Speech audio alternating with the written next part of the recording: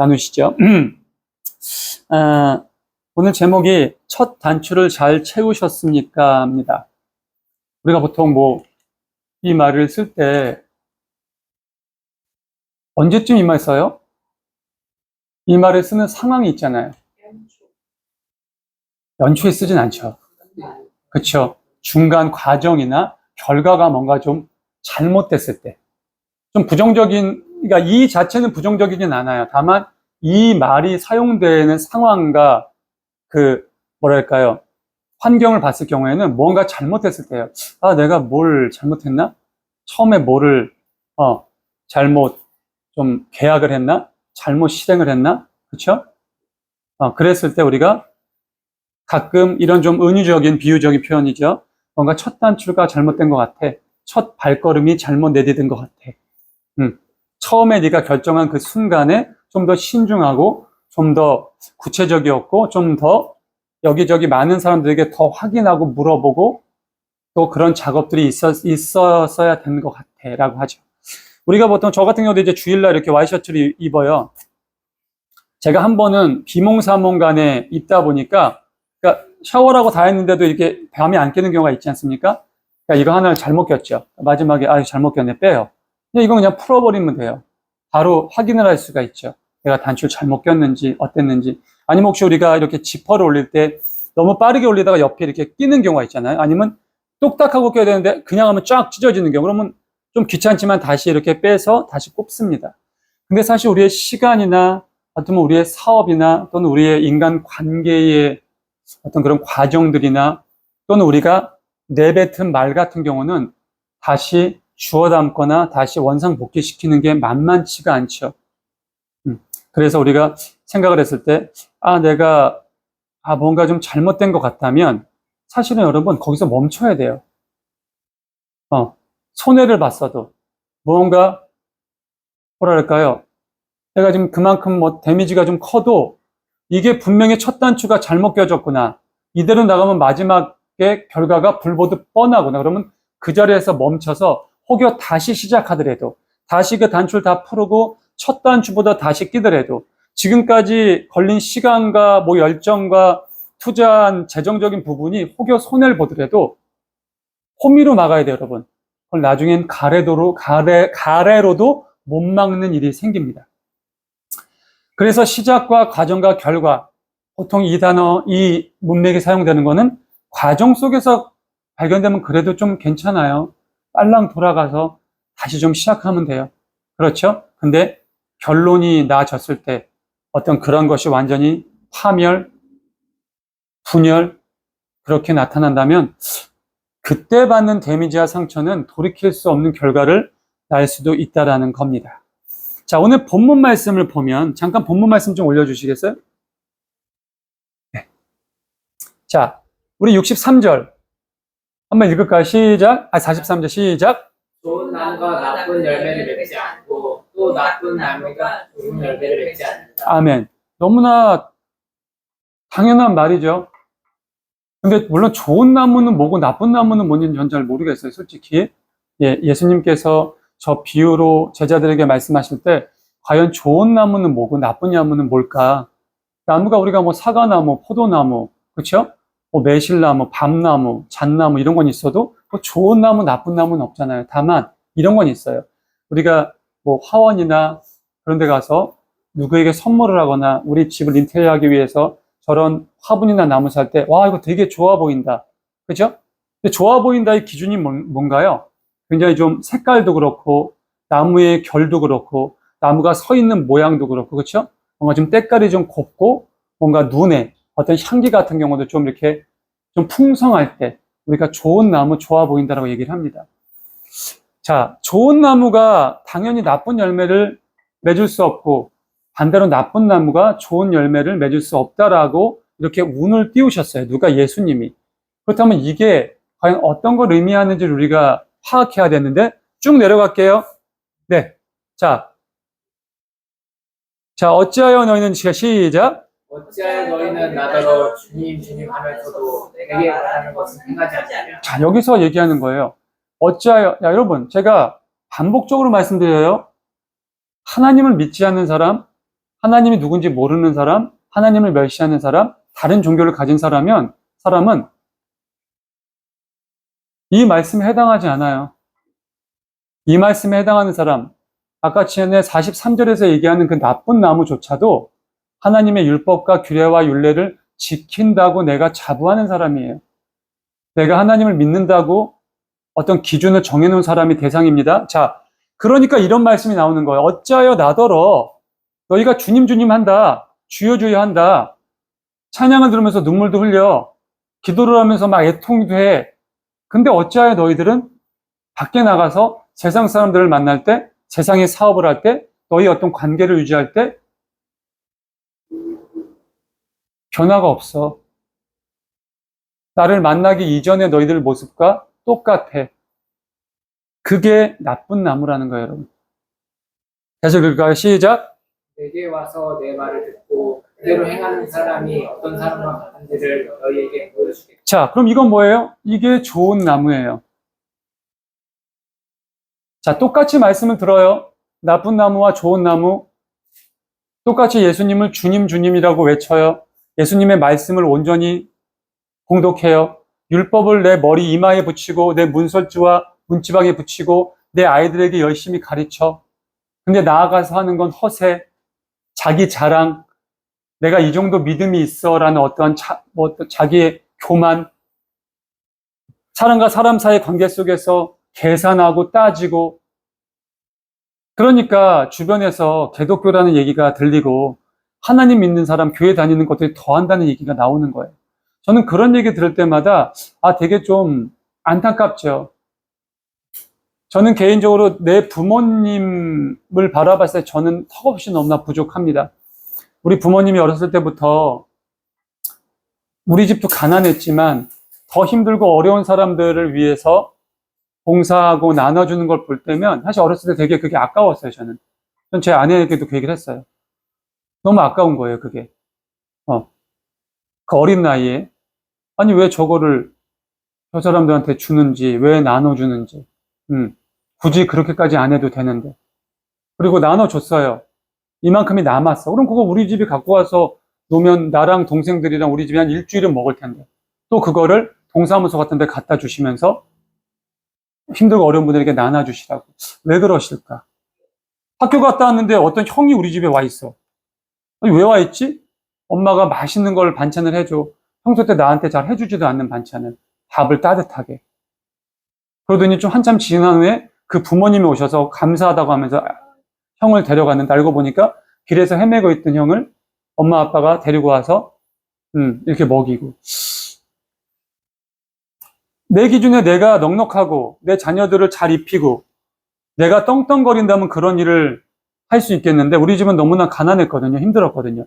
그럼에도 불구하고 그런 일을 하셨다는 거죠. 어떻게 보면 그런 거예요. 하나님이 원하시는 것, 하나님이 바라시는 것. 너희가 나한테 주여 주여, 주님 주님, 그게 중요하지 않다. 나한테 주여 주여 안 해도 된다, 오히려. 세상 사람들이 네가 저 사람 교회 다니는 사람이었어? 하나님을 믿는 사람이었어? 왜 전혀 티가 안 나지? 전혀 몰랐지? 근데 옆에 사람이 아니야. 이제 알겠네. 진짜 믿음 있는 사람이네. 저 사람이 하는 행동들, 저 사람이 뱉은 언어들, 그 모든 것들이 굉장히 은혜로웠어. 지금 생각해보니까 본인도 없는데 더 힘들고 어려운 사람을 도왔어. 본인도 부족한데 자기보다 더 아픈 사람들을 위해서 봉사하고. 바로 그런 거예요, 여러분. 예수님이 제자들에게 말씀하시는 그 온전한 이 말씀의 진리는 그거예요. 야, 니네가 나한테 와서 말씀을 듣고 모든 것을 배우는데 순종을 안 해. 근데 똑같이 말씀을 듣고 배웠는데 순종을 해. 이 차이예요. 그 차이가 좋은 나무냐 나쁜 나무냐의 기준이었고. 넘겨볼게요. 자, 비교하죠. 나한테 와서 온전하게 말씀을 듣고 교회 신앙생활도 하고 출석도 잘해. 예? 근데 그런 사람이 순종은 하지 않아. 밖에 나가서는 누구보다도 옹졸하고 누구보다도 인색하고 계산 철저하고 그런 사람이 집을 짓는데 어떻게 집을 짓는데? 그냥 흙더미 위에 아무것도 없는 주춧돌도 없고, 그랬을 때 고난과 역경과 아픔과 힘듦이 오면 무너진다라는 겁니다.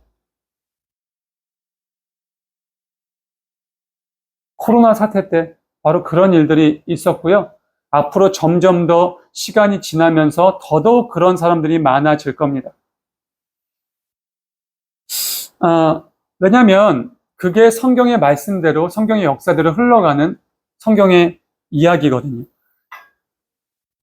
사랑하는 성도 여러분, 마지막 때에 너희가 믿음 있는 자를 보겠느냐라고 말씀하신 예수님의 말씀에 우리 하나님과 동행하는 교회 성도들만큼은 하나님 제가 여기 있습니다라는 확고한 믿음으로 그분께 대답할 수 있고 답할 수 있고 나타낼 수 있기를 간절히 소망합니다. 우리 교회 성도들만큼은 정말 내가 좀 힘들어도, 내가 조금 어려워도 나한테 꾸어달라는 사람을 매몰차게 밀어내지 마시고, 나하고 함께 동행하려는 사람을 매몰차게 차갑게 외면하지 마시고 살펴보고 확인해보고, 정말 내가 도움을 줬을 때 이 사람이 그 도움에서 정말 무언가 정말 살아낼 수 있는 힘을 얻고 용기를 얻는다면 그렇게 해주세요. 그렇게 해주심으로 인해서 그가 하나님을 만나게 되고 예수님의 사랑을 느끼게 된다면 우리가 나중에 예수님을 만났을 때 정말 큰 상급이 따를 겁니다. 물론 그 상급을 위해서 하는 건 아닌데 상급을 위해서라도 하세요. 괜찮습니다. 하나님께서, 예수님께서 마지막 때 우리에게 정말 30배, 60배, 100배 가히 상상할 수 없는 정도의 은혜와 복으로 갚아주실 것이기 때문입니다. 자, 오랫동안 굉장히 귀에 익숙한 얘기예요. 믿음으로, 반석으로 집을 지으면 그 어떠한 역경과 아픔과 힘듦이 오더라도 무너지지 않고 흔들리지 않죠. 하지만 믿음이 뒷받침되지 않는 그 위에 집을 졌을 경우에는 무너진다는 얘기예요. 근데 저는 여러분들에게 다시 한번 확실하게 다시 말씀드릴게요. 여러분, 기준이 믿음이 아니에요. 왜 저는 그 찬양도 또는 많은 제 아버지 때 제 선배들 목사님들이 믿음으로 집을 짓고 믿음이 없이 집을 안 짓고라는 말씀하셨는지 모르겠어요. 그 기준이 아니에요. 여기 있는 사람들은 다 믿음이 있어요, 여러분. 바리새인들, 사두개인들, 율법학자들 믿음 없지 않아요. 그들이 지금 이 시대에 살아가고 있는 우리들보다 비교할 수 없을 만큼 믿음이 있어요. 비교도 조차 할 수 없을 만큼 그 행실도 좋았고요. 목숨 걸고 율법을 지켰어요. 근데 그런 사람들을 향해서 예수님이 말씀하시는 거야. 너네 틀렸어. 틀렸대, 수호야.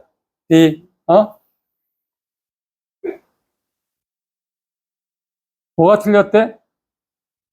마음속으로만 가지고 있고, 네 스스로만 그것을 서로 자기 자신을 책찍질하면서 지켜나가고, 너보다 작고 힘들고 어려운 사람은 정죄하고, 가난한 사람이 오면은 그 가난한 사람이 바친 헌금이 적다고 무시하고, 그게 아니라는 거죠.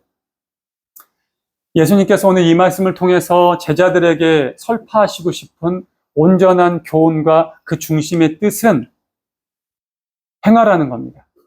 행함이 없는 믿음은 죽은 믿음이라고 야고보 사도는 말씀을 했죠. 여러분, 간단하게 이거예요. 제가 전에도 이 비슷한 말씀을 드렸어요. 그 세상에 이런 일이에 벼락마저 살아난 아저씨 얘기. 그때 우리 현진 씨, 누리 씨 가족 나왔을 때 했나? 아니, 그 전에 했나? 기억이 안 나요? 그럼 그 전에 했나 보다. 한 20여 년 정도 된 것 같아요. 아버지랑 같이 집에서 세상에 이런 일이라는 프로를 보는데 거기에 벼락 맞은 아저씨가 나왔어요. 그러니까 술을 먹고 그날도 여느 때와 다름없이 논밭을 걸어오시다 벼락을 맞은 거예요. 살아났어. 그냥 벼락이 머리를 맞고 항문으로 나갔어요. 온몸에 옷이 다 탔고 머리도 다 타고.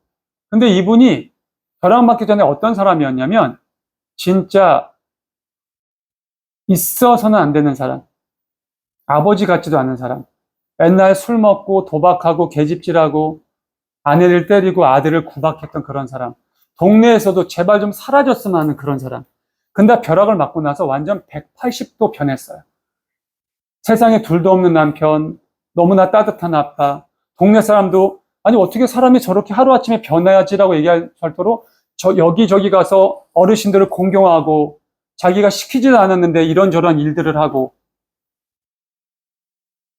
여러분, 변화라는 것은 그게 변화예요. 자, 벼락을 맞았어요.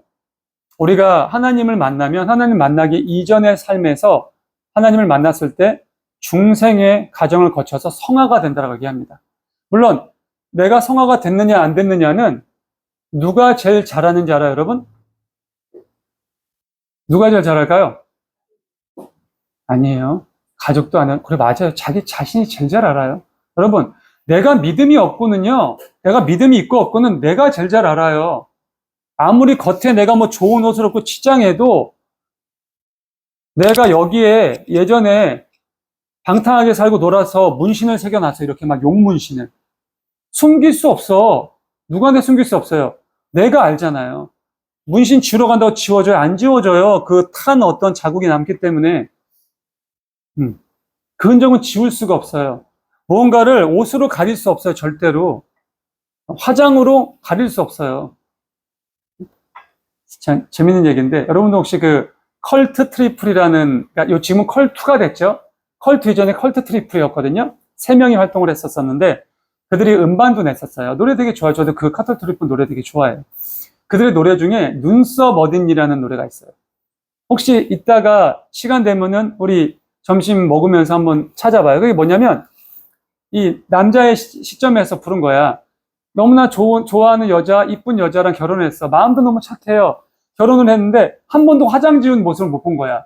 그러다 첫날 밤에 화장을 지었는데 눈썹이 어디로 간 거야. 그래서 제목이 눈썹 어딨니에요.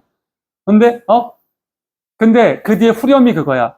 그런 나의 모습을 보고 마음 아파하고 실망하는 그 여자를 표현하는데, 아니, 상관없다라는 거야. 왜? 너가 지금보다 더 못생겨도 상관없다는 거야. 왜? 너의 그 착한 마음, 나를 배려해주는 그 심성, 그걸로 충분하다는 그런 내용의 가사. 되게 예쁜 노래예요.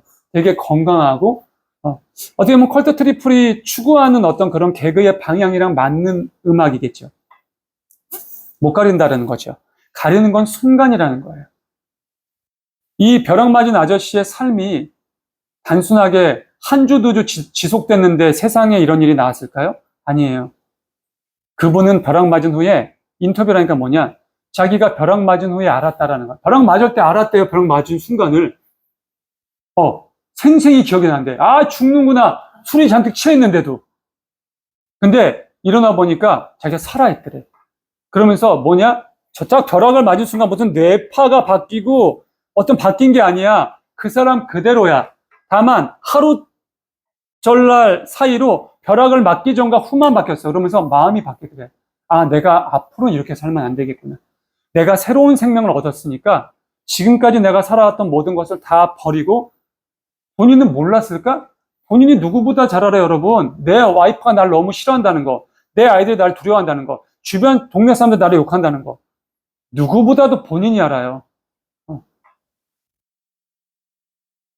여러분, 깡패들도, 도둑들도 왜 도둑질하고 깡패짓을 하겠어요? 조직들 보면 여러분, 처음엔 그렇게 시작하는데 그들의 결과는 나중에 존경받고 막 박수받고 그러고 싶어 한대요. 과정이 틀린 거야. 피땀 흘리고 힘들고 열심히 정직하게 일하면서 그 자리에 올라가야 되는데 빨리 가고 싶은 거죠. 좀 쉽게 가고 싶은 거예요. 죄송해요. 한 가지만 더 얘기할게요. 우리 예전에 인기 있었던 모래시계라는 드라마에서 마지막에 극중에 박태수가 재판정에 앉죠. 가장 친했던 친구인 강우석이라는 검사가 마지막 판결을 낼 때 이렇게 얘기해요. 무슨 얘기를 하냐? 여러분, 우리는 상식을 지키면서 살아야 한다. 그 상식이란 것을 왜 지켜야 하는지에 쭉 설명을 합니다. 그 상식은 가장 최소한의 것이라는 거예요. 근데 지금 피고는 그 상식을 지키지 않고 살았다는 거예요. 좀 더 빠르게 가려고, 좀 더 편하게 가려고 주먹을 쓰고 칼을 쓰고 몽둥이를 썼다라는 거예요. 그것은 많은 사람들, 상식을 지켜가며 사는 그 힘들고 어려운 노력하는 사람들을 무시한 처사고 그들을 멸시한 처사라는 거예요. 그러면서 마지막에 다 아시죠? 결과는 사형을 집행하죠. 하지만 반성한다, 뉘우치고 있다, 참여한다는 얘기도 합니다. 하지만 끝낸 사형이라는 언도가 떨어져요.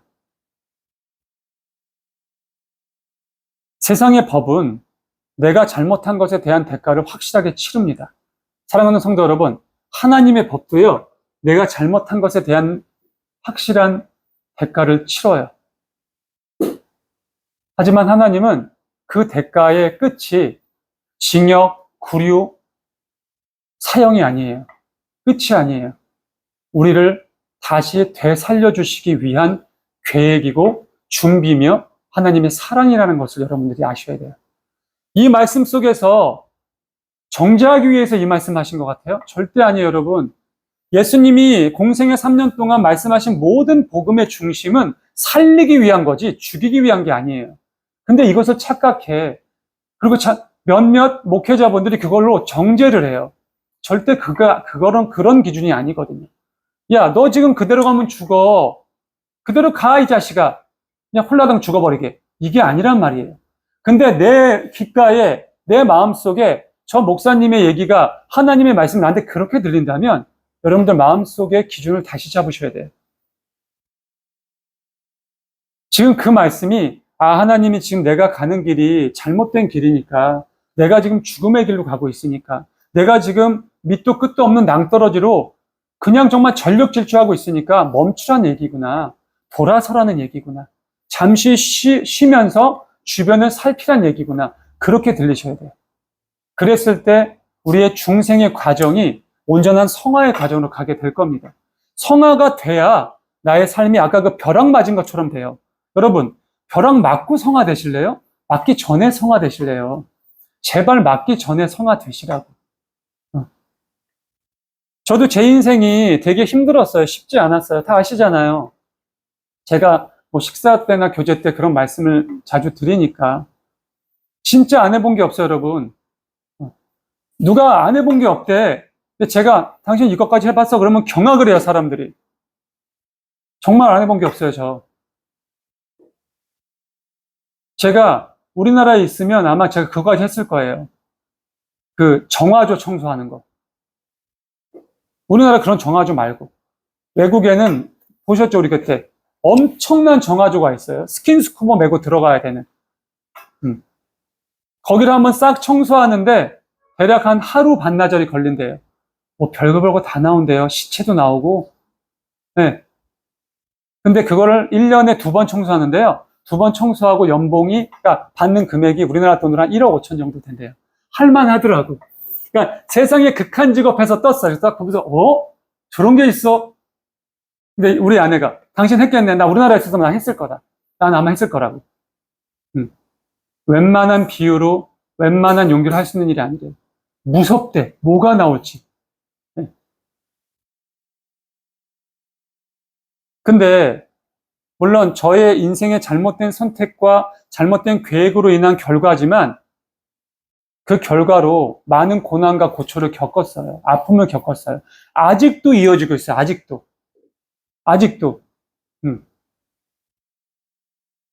왜냐하면 성경에서 말씀해요. 네가 한 푼 하나까지 다 갚기 전까지 그 고난이 끝나지 않는다라고 말씀하세요. 왜? 무엇 때문에? 그게 세상의 법이에요, 여러분. 네가 아직 세상을 놓지 못하면, 세상의 미련을 버리지 못하면, 온전히 너의 마음의 중심을 나에게 향하지 못하면, 나에게 온전하지 순종하지 못하면 네가 그것 하나까지도 다 갚아야 된다라는 거야. 그래야지 네가 자유할 수 있다라는 거예요. 근데 고난이 오고 역경이 오고 어려움이 오고 환난이 오는데 무슨 수로 이기겠어요? 그런 사람이, 그런 믿음을 소유한 사람이. 그렇죠? 행함이 없는 믿음, 실천이 없는 믿음, 실행이 없는 믿음은 여러분 아무 의미가 없어요. 오른손이 하는 일을 왼손이 모르게 하라 그랬어. 네가 혹시 금식 기도를 할 때 은밀히 하라 그랬어요. 얼굴빛으로 낯빛으로 나 지금 금식 기도한다는 걸 티내지 말라 그랬어요. 은밀히 조용히 골방에 들어가서 숨어서 모든 것을 다 감찰하시는 내 하나님께만 힘내라 그랬어요. 그럼 하나님이 그 모든 것을 다 갚아주신다고 말씀하셨습니다. 한 가지만 말씀드리고 말씀을 마무리하죠. 요즘에 21일 동안 특별 새벽 기도회가 진행됩니다. 사실은 제가 새벽 예배가 너무 힘들어서 아직 새벽 예배를 안 하고 있었는데 특별 새벽 예배를 할 때도 아내랑도 이런 고민했죠. 일어날 수 있을까? 이걸 이겨낼 수 있을까? 근데 하나님께서 너무나 신비롭게도 고작 요즘에 그렇다 일찍 자는 게 아니라 똑같이 자요. 뭐 일찍 자면 11시 한 40분, 50분, 늦게 자면 한 12시 4, 50분. 근데 3, 4시간 잠을 자는데도 7, 8시간 푹 자게 몸을 만들어 주시고 깨워주세요. 아무 지장 없이 문제 없이 교회 와서 예배 드리고 찬양하고 집에 돌아가면 6시 한 30분 잠이 안 와요. 또 말씀 준비하고 영상도 보고 다른 선배 목사님들의 또 이야기들도 듣고 그러다가 낮잠을 좀 자고 합니다. 이러면은 새벽 예배 계속 할 수 있겠다. 계속 유지할 수 있겠다라는 생각도 들고 그런 계산도 쓰죠. 하지만 그렇다고 언뜻 결정하지 못해요. 왜? 아직은 내가 나의 어떤 연약함, 나의 어떠한 뭐랄까요? 지속성, 이런 부분이 좀 부족하다는 것을 스스로 알기 때문에 하지만 언젠가는 내가 지금 이 어떤 학원의 일이 좀 정리가 되고 내가 온전히 하나님 앞에 나의 모든 시간을 드릴 수 있을 때는 저는 당연히 새벽 예배를 할 겁니다. 그리고 그렇게 되면 아마 수요 예배도 할 수도 있어요. 그런 모든 예배들. 물론 그러면 간혹 이렇게 생각할 수 있어요. 그럼 원래 새벽 예배라고 수요 예배를 해야 되네? 그런 건 아니에요. 사실 여러분, 금요 예배도 안 해도 돼요. 예배는 온전히 주일 예배가 예배이기 때문에. 하지만 우리가 왜 해요? 금요 예배를, 수요 예배를. 주일 예배 하나 가지고는 우리의 믿음을 굳건히 지켜나가고 이겨나갈 수가 없어요. 그래서 금요일 날도 모여서 기도와 찬양으로 무장을 하고 수요 예배 때도 주 중간에 모여가지고 다시 한번 우리의 어떠한 삶을 체크하고 그게 부족하니까 하루의 시작을 하나님께 드리고 맡기고 하는 새벽 예배를 드리는 거거든요. 그렇기 때문에 이 대한민국 기독교가 그 짧은 시간에 그 엄청난 큰 부흥, 그로 인한 이 경제의 발전 모든 것들이 이룩된 거거든요. 자, 말씀을 마무리하겠습니다. 사랑하는 성도 여러분, 어떻게 지금 하시는 사업, 지금 계획하시는 모든 일들의 첫 단추가 잘 채워졌습니까? 아니면 혹여 분명 무리인 줄 아는데 무언가 지금 잘못되고 있는데 내 욕심과 나의 어떤 결과를 내기 위해서 억지로 겨우겨우 맞지도 않는 단추에 단추를 껴 맞춰가면서 아니면 심하게는 리폼이라고 그러죠. 여기를 잘라내고 아래에 덧붙여서 이상한 행동을 하고 계시나요? 살펴보시기 바랍니다. 비단 내 믿음의 어떤 첫 단추뿐만 아니라 내 삶에, 내 가정에, 내 인간관계의 그 단추도 잘못 끼워졌다면 그것이 혹여 내 초등학교의 추억들, 내 중학교의 추억들, 30년 정도 된 어떤 그 중마고의 관계를 할지라도 과감하게 끊어내세요. 그게 내 생명줄을 잡고 있기 때문입니다. 타협하지 마세요, 여러분. 하나님 있는 사람은 타협하는 게 아니에요. 노할 때 노하고 안유할 때 안유할 수 있어야 됩니다. 그래야 우리의 결말이 이렇게 설명드릴게요. 행복해요, 여러분. 여러분들 바라시는 거 행복이잖아요. 저도 행복이에요. 행복합니다. 하나님 우리에게 말씀하세요. 생육하고 번성하고 땅에 충만하고 땅을 정복해라. 땅을 다스려라. 내가 너희에게 주는 것은 바로 그거다. 너희 뜻한 대로 살아라. 다만 한 가지만 기억해라. 내가 너희에게 하지 말라고 한 것. 동산 중앙에 있는 선과 악을 알게 하는 그 나무만큼은 보지도 먹지도 만지지도 말아라. 사랑하는 성도 여러분, 하나님은 우리에게 말씀하세요. 너희가 나의 자녀로 이 땅에서 살 거라면 나의 율법과 규례와 말씀을 철저하게 지켜라. 어설프게 지키지 말아라. 적당히 지키지 말아라. 확실하게 지켜라.